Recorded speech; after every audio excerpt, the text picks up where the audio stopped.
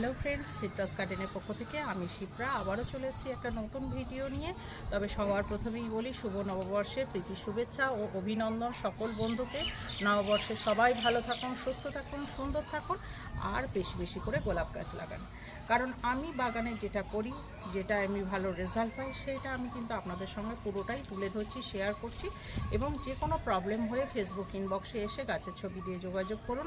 YouTube চ্যানেলেতেই ফেসবুকের লিঙ্কটি দেওয়া আছে, সেই লিঙ্কে ক্লিক করে সরাসরি আমার ফেসবুক চ্যানেলে যুক্ত হতে পারেন এবং ইনবক্সে এসে গাছের ছবি দিয়ে সমস্ত সমাধান আমার নলেজ অনুযায়ী, আমার যতটা অভিজ্ঞতা আমি আপনাদের সঙ্গে শেয়ার করি বা তুলে ধরি।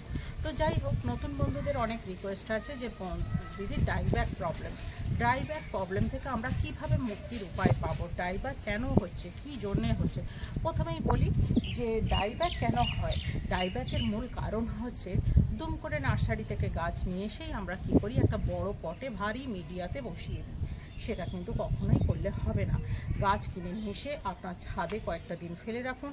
আপনার ছাদের ওয়েদারের সঙ্গে গাছকে খাপ খাইয়ে নিতে দিন।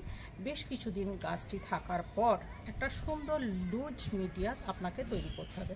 গোলাপ গাছ কিন্তু গোড়ায় জল পছন্দ বেশি করে না, কিন্তু আবার গোলাপ গাছকে অতিরিক্ত আবার জল দিতেও হয়, সাওয়ারিং করাতে হয়, গাছের ওয়াটার ম্যানেজমেন্টটাকে ঠিক রাখতে হয়। অন্যান্য গাছেদের তুলনায় গাছকে বারেবার স্প্রে করতে হয়, গোলাপ গাছে জল দিতে হবে, কিন্তু গোড়াতে যাতে জলটা না জমে থাকে সেই দিকের জন্য কিন্তু আপনাকে মিডিয়াটা খুব হালকা করতে হবে।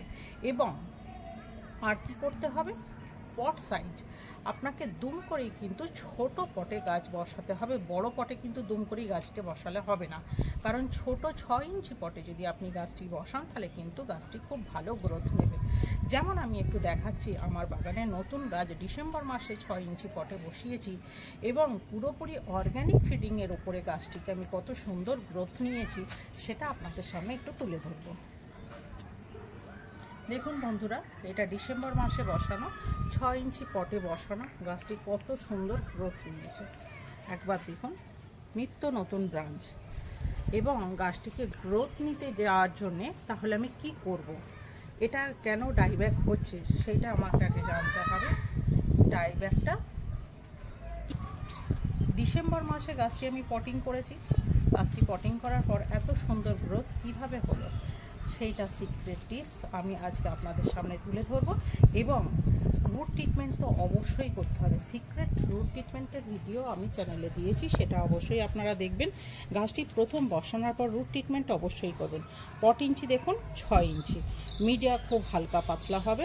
হালকা মিডিয়াতে যাতে জলটা ড্রেন আউট হতে পারে সেই দিকে আপনারা লক্ষ্য রাখবেন। মিডিয়া কিভাবে তৈরি হয় সেটাও আমি ডিটেলস চ্যানেলে বলেছি, ভিডিও দিয়েছি, সেটা অবশ্যই কিন্তু আপনারা দেখে নেবেন। এছাড়াও আমি নার্সারি থেকে গাছ যখন আপনারা কিনবেন সবসময় লক্ষ্য রাখবেন ছোট বাচ্চা গাছ কিনবার। নতুন যে গাছগুলো গ্রাফটিং হয়েছে সেই গাছগুলো, পুরানো গাছ একদমই বড় গাছ কিনবেন না। ছোট গাছ করে আনন্দ বেশি। ছোট গাছ প্রথম আপনি নিয়ে আসার পর 4 থেকে 6 ইঞ্চি টবের মধ্যে মিডিয়া হালকা করে বসাবেন। আর অবশ্যই কিন্তু গাছের রুট ট্রিটমেন্টটা আপনারা করবেন।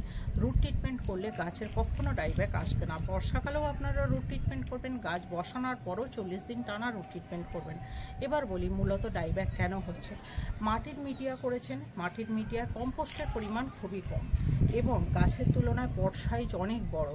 হোয়াইট রুট গাছের মধ্যে বেশি আসেনি, অথচ আপনি পট সাইজ বড় দিয়েছেন, মিডিয়ার চাপটা অনেক বেশি, যার কারণে অনেক জল জমে গাছের শিকড়টি নষ্ট হয়। তার কারণে কিন্তু ডাইব্যাকটি নেয়। আবার কিছু কিছু গাছের সহজাত বৈশিষ্ট্য থাকে ডাইব্যাকের, তা সেই গাছগুলোকেও কিন্তু রুট ট্রিটমেন্টটা অবশ্যই করতে হবে। রুটের যত্ন পরিচর্যা করলে কিন্তু ডাইব্যাক কখনোই আসবে না। বা কখনো আপনি গাছের স্টেম কেটেছেন বৃষ্টির ওয়েদারে যদি আপনি গাছের স্টেমটি কেটে দেন এবং সেই জায়গায় যদি ফাঙ্গিসাইড যদি না লাগানো হয় তাহলে কিন্তু অবশ্যই ডাইব্যাক অবধারিত। রুট যখনই দেখছেন, খেয়াল রাখছেন রুট ট্রিটমেন্ট করছেন, যখনই এইভাবে ফুল ফুটে আছে, ফুলটা ফোটার পর যখন আপনি এই স্টেমটি কাটবেন, স্টেমটি কাটার সময় আপনাকে দেখতে হবে ওয়েদার কন্ডিশন কীরকম। সেই ওয়েদার কন্ডিশনের উপর নির্ভর করছে এই স্টেমটি কাটা। না হলে আপনি শুধু ফুলটি কেটে দিন, যদি ওয়েদার ভালো থাকে তাহলে স্টেমটি কাটুন। স্টেমটি কাটার পর অবশ্যই কিন্তু ফাঙ্গিসাইডটি লাগাবেন। যদি ফাঙ্গিসাইড না লাগানো হয় তাহলে কিন্তু ডাইব্যাক হবে। ডাইব্যাকের আরও একটি প্রধান মূল কারণ হচ্ছে কি, আমরা মাটির টবে মিডিয়া মাটি, অথচ মাটির টবে আমরা গাছটি পটিং করলাম না, প্লাস্টিক পটে টবে পটিং করলাম। প্লাস্টিক পটে যদি মাটির মিডিয়া দিয়ে আমরা যদি পটিং করে থাকি, তাহলে কিন্তু গরমকালে সেই ফিডার রুটগুলো অতিরিক্ত গরমে প্রায় ঝলসে যায়, সেদ্ধ হয়ে যায়, যার কারণে ফিডার রুটগুলো, ফাইবার রুটগুলো সমস্ত পুড়ে যায়, যার কারণে কিন্তু এই ডাইব্যাকটার প্রবলেম হয়। মাটির মিডিয়া যদি আপনি করেন, অবশ্যই কিন্তু মাটির পট করবেন।